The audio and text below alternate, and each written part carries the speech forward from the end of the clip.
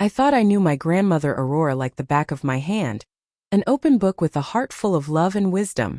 Her eyes, blue as a summer sky on a cloudless day, sparkled with a warmth that could light up the darkest of rooms. Her hugs were like a soothing balm, healing any pain, calming any storm. But little did I know there was a side of her I had yet to discover, a side hidden behind a mask of joy and serenity. As I sit here, surrounded by the memories of a lifetime, I'm taken back to the day she left us. The ache in my chest still feels like an open wound, a testament to the depth of our bond. I remember the way she'd cook for just the two of us, her famous chicken soup or a simple yet divine lasagna, always making sure I had a full plate. And then there was the second plate, never empty, always refilled with a smile and a gentle nudge to eat more. Those were the moments I cherished, the ones that made me feel seen and loved. But life has a way of surprising us, of turning our perceptions on their head. It happened on the day I was sorting through her belongings, searching for anything that could remind me of her. I stumbled upon an old wooden box, tucked away in a corner of her attic, its surface worn and dusty. I opened it, expecting to find some old letters or photographs. Instead, I found a diary, bound in a worn leather cover, its pages yellowed with age. As I gently opened the diary, a shiver ran down my spine. The pages were filled with handwritten entries, a secret life unfolding before my eyes. I felt like an intruder, a trespasser in her private world. But as I began to read, I realized that this was a part of her I'd never known, a part she'd kept hidden from the world. The entries spoke of a forbidden love, of sacrifices made, of a treasure lost across generations. My world was turned upside down.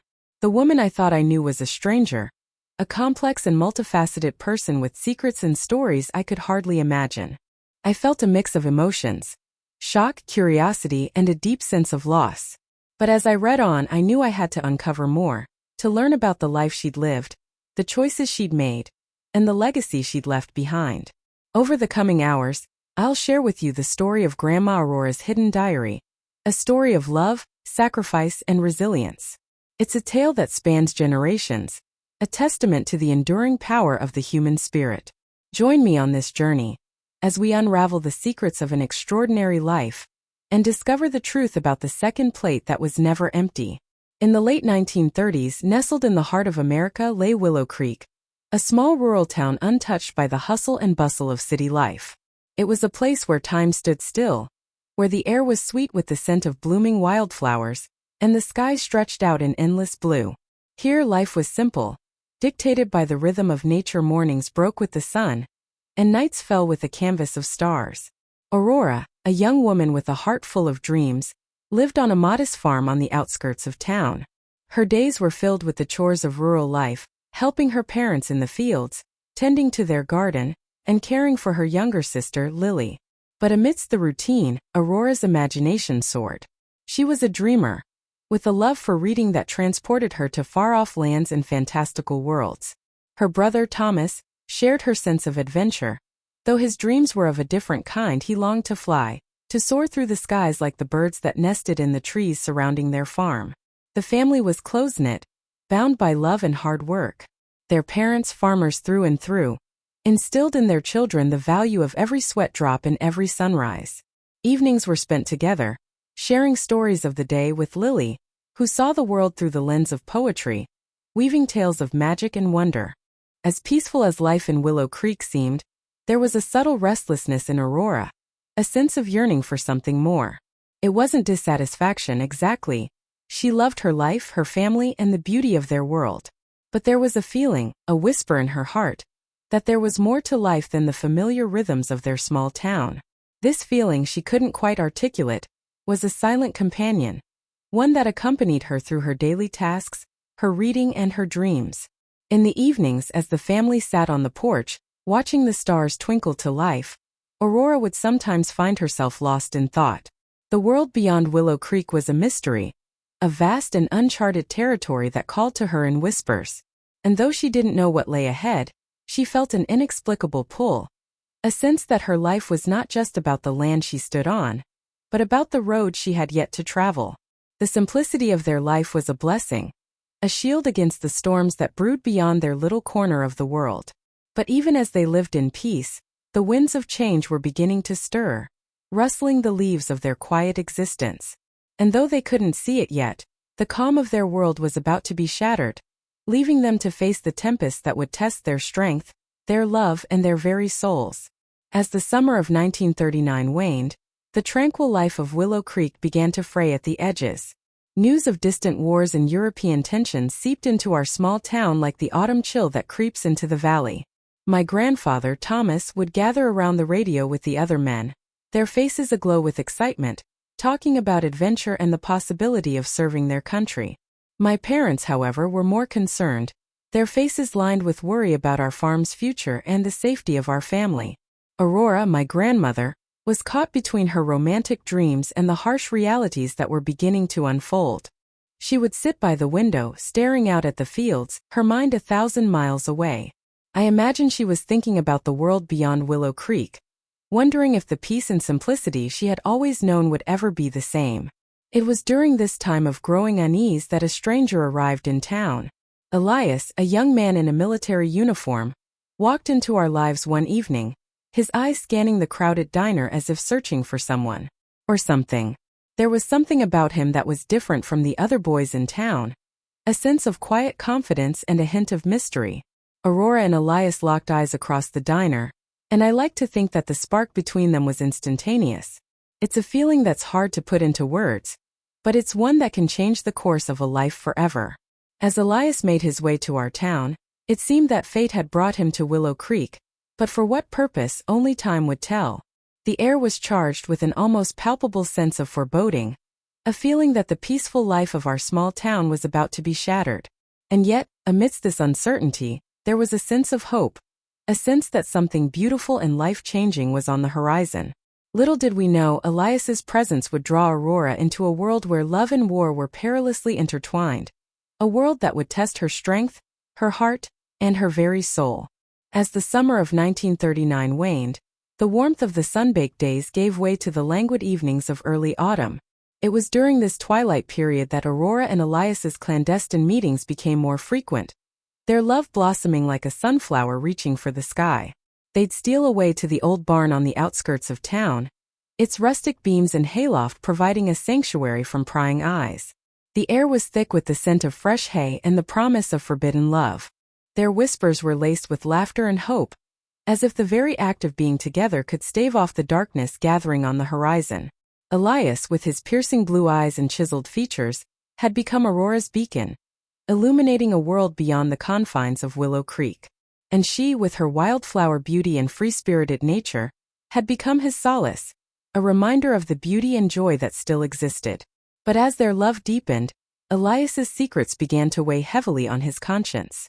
One fateful evening, as they sat together on a blanket, watching the stars twinkle to life, he revealed the truth about his identity and his mission. He was a German scientist, a deserter from the Reich, and he had come to Willow Creek in search of a powerful encryption device, an artifact that could change the course of the war. Aurora listened, her heart pounding in her chest, as Elias explained that this device, hidden away by his mentor, a brilliant clockmaker, had the potential to unlock secrets that could bring about a swift end to the conflict. But it was also a prize that the Nazis would stop at nothing to claim. And now, as they sat together, she realized that their love had become inextricably linked with the fate of the world. As they pondered their next move, the tranquility of Willow Creek began to fray. Strangers appeared in town, their faces pinched with suspicion, their eyes scanning the streets as if searching for something or someone. Elias, once a ghostly presence, was now a man on the run, with Nazi agents hot on his heels. Aurora's diary became her confidant, a repository for her fears, her love, and her growing determination. She wrote of the secret meetings, the stolen glances, and the whispers in the darkness. She wrote of Elias, of his bravery and his heart. And she wrote of herself, of the transformation taking place within her. From a passive observer to an active participant in a desperate game of cat and mouse. The artifact, Elias explained, lay hidden in an ancient labyrinth beneath the old church, a maze of twisting passages and hidden chambers left behind by his mentor. It was a perilous journey fraught with danger, but Aurora steeled herself, knowing that she had to help Elias. Together they set out into the unknown, their footsteps echoing through the deserted streets, their hearts pounding in unison. As they navigated the labyrinth, the air grew thick with the scent of damp earth and decay. Cobwebs clung to their faces, and the sound of scurrying rodents made them jump. But they pressed on, driven by their love and their determination. For in the depths of that ancient maze, they hoped to find not only the artifact but also a way to safeguard their future, and the future of the world. The diary entries grew more sporadic, but the words poured out of her like blood from a wound. She wrote of the fear that gripped her heart, of the danger that lurked in every shadow, and of the love that had become her beacon in the darkness. And as she wrote, she knew that she was no longer the same girl who had lived in Willow Creek just a few short months ago. She had become a woman, forged in the fire of adversity, with a heart full of courage and a spirit that would not be broken. As they navigated the narrow, winding passages of the underground labyrinth, the air thick with anticipation, Aurora and Elias finally stumbled upon the hidden chamber. The room was small, with walls lined with ancient stone and a ceiling that seemed to press down upon them. In the center of the room, on a pedestal of worn marble, lay the artifact, a small, intricately carved box with symbols that seemed to shimmer in the faint light. The atmosphere was tense, claustrophobic, as if the very walls were watching them, waiting for them to make their move. Aurora's heart pounded in her chest as she approached the pedestal, Elias by her side. They exchanged a glance, a silent understanding passing between them. This was it, the moment they had been searching for, the culmination of their perilous journey. But as they reached out to claim the artifact, the sound of footsteps echoed through the passages, growing louder with each passing moment. Nazi agents, it seemed, had finally tracked them down. The room erupted into chaos as the agents stormed in, guns drawn. Aurora and Elias were caught off guard, but they didn't hesitate. Elias pushed Aurora behind him, his eyes locked on the agents. "Go," he mouthed, his voice lost in the din of gunfire. Aurora didn't need to be told twice. She sprinted towards the artifact, her knowledge of the labyrinth guiding her through the chaos. The battle was intense, the labyrinthine passages seeming to shift and twist around them. Aurora used every trick she knew to evade the agents, her heart racing with fear. But Elias, wounded and cornered, fought with a desperation that bordered on recklessness. Aurora's eyes darted towards him, her heart aching with fear. She knew she had to get out, had to get the artifact to safety. And then, in a moment that seemed to slow down time itself, Elias made his sacrifice. Cornered and wounded, he grabbed a nearby torch and plunged it into the flammable materials scattered around the room. The explosion was instantaneous, a blast of fire and smoke that sent Aurora stumbling back. She turned, her eyes locking onto Elias's, and for a moment, they just looked at each other. Elias's eyes, filled with a deep sadness, seemed to bore into her soul. "Take it," he whispered, his voice barely audible over the roar of the fire. "Take the artifact, Aurora. You have to get out of here. You have to keep it safe." Aurora's vision blurred as tears welled up in her eyes. She nodded, her throat constricting with grief. With the artifact clutched tightly in her hand, Aurora turned and ran, the darkness of the labyrinth swallowing her whole. The sound of Elias's voice echoed in her mind, his final words a promise she vowed to keep. As she emerged into the cool night air, she felt a sense of loss wash over her, a grief so profound it seemed to rip her apart. But even in her pain, Aurora knew she couldn't give up. She had to carry on, had to see this through. The artifact, now a symbol of Elias's sacrifice, weighed heavily in her hand. She looked down at it, her eyes welling up with tears once more. This was her legacy now, her mission. She would make sure Elias's sacrifice wasn't in vain.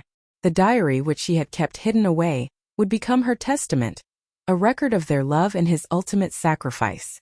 And as she walked away from the labyrinth into the unknown, Aurora knew that she would carry Elias's memory with her, forever. As I emerged from the labyrinth, the rain-soaked night air hit me like a slap in the face, leaving me breathless and disoriented. The darkness seemed to swallow me whole, and I stumbled forward, my heart heavy with a grief that felt like it was suffocating me. The artifact, now a tangible connection to Elias, felt like a cold metallic weight in my hands. I couldn't shake the image of his eyes, frozen in a permanent stare, as he gave his life for me.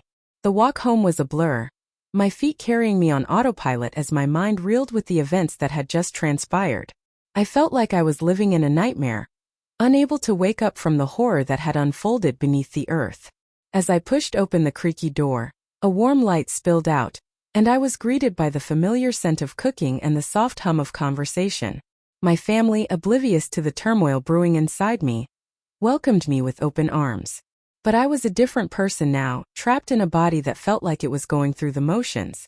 I forced a smile and they smiled back, none the wiser. The news of Elias's death had been carefully crafted. An unfortunate accident, they would all believe. I couldn't bear the thought of revealing the truth, of reliving the pain and the sacrifice he had made for me. As I sat at the dinner table, the sounds of laughter and conversation became a distant hum, a muffled drone that I couldn't quite tune out. My parents and siblings noticed my distant demeanor, but they couldn't quite put their finger on what was wrong. I was alone in my grief, carrying a secret that felt like it was crushing me. The diary became my sole confidant, a tangible connection to Elias and the promise I had made to him. I poured my heart out onto its pages, the words flowing like tears as I relived the moments we had shared. The artifact, now safely hidden, seemed to pulsate with a life of its own, a reminder of the mission that lay ahead.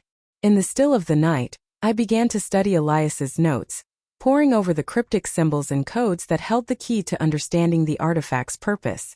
The local library became my sanctuary, a place where I could lose myself in books and research, driven by a nascent determination to honor Elias's memory and fulfill his mission. The sadness in my eyes was still there, but it was slowly giving way to a sense of purpose, a resolve that would carry me through the dark days ahead. Aurora's fingers danced across the typewriter keys, the soft clack-clack-clack a soothing melody as she poured her heart onto the page. The city outside her modest apartment window pulsed with life, a cacophony of car horns, chatter, and wailing sirens, a stark contrast to the tranquility she sought. It had been months since she'd left Willow Creek, fleeing the memories that lingered in every corner of the small town. Here, in the anonymity of a larger city, she'd found a sense of freedom, a chance to channel her grief into something purposeful. She worked a modest job during the day, a facade to shield her true intentions. By night, she transformed into a diligent student, devouring books on cryptography, poring over historical texts, and studying the artifact with an intensity that bordered on obsession. Elias's diary, now her most treasured possession, served as her guide, illuminating the path ahead. The artifact, once a mysterious relic, had begun to reveal its true power, a tool not just for encryption, but for deciphering enemy codes and predicting strategic movements. Libraries and archives became her sanctuaries, where she could lose herself among dusty tomes and yellowed documents. She'd sit for hours surrounded by the musty scent of aged paper, her eyes scanning the pages with a hunger that couldn't be satiated. Discreetly, she'd consult experts, picking their brains for any information that might aid her mission. Her determination was fueled by Elias's memory, and with each passing day, she felt his presence guiding her. Aurora's transformation was nothing short of remarkable. She developed skills in observation, discretion, and counterintelligence, becoming a self-taught agent driven by necessity and her promise to Elias. She learned to decipher coded messages, to subtly evade surveillance, and to gather information in public settings without arousing suspicion. The city, once a daunting labyrinth, had become her playground, where she could blend into the shadows and emerge unnoticed. Yet, with each step forward, the weight of her solitude bore down on her. The emotional toll of her secret life was a constant companion, a reminder of the sacrifices she'd made. There were moments when the loneliness seemed suffocating, when the only sound was the echo of her own heartbeat. But she refused to yield, drawing strength from the memories of Elias, from the conviction that her mission could change the course of the war. The Nazi threat still loomed, a perpetual shadow that followed her every move. Agents, with their cold eyes and calculating demeanor, were still searching for the artifact, and Aurora knew she had to remain vigilant. She developed a heightened sense of awareness, a sixth sense that alerted her to potential danger. One evening, as she walked home from a late-night research session, she noticed a figure lingering in the doorway of a nearby alley. The flicker of a cigarette illuminated his face, and for an instant their eyes locked. Aurora's heart skipped a beat as she quickened her pace, melting into the crowd. She didn't look back, but she knew she'd been marked. In that moment, she realized the true cost of her journey. The artifact, once a symbol of hope, had become a double-edged sword. A tool for change, but also a target on her back. Yet, Aurora refused to back down, her determination forged in the fire of Elias's sacrifice. She continued her work, driven by a fierce resolve to honor his memory and to bring about a turning point in the war.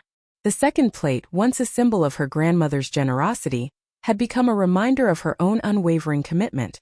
A commitment to a cause greater than herself, and to the enduring power of love and sacrifice.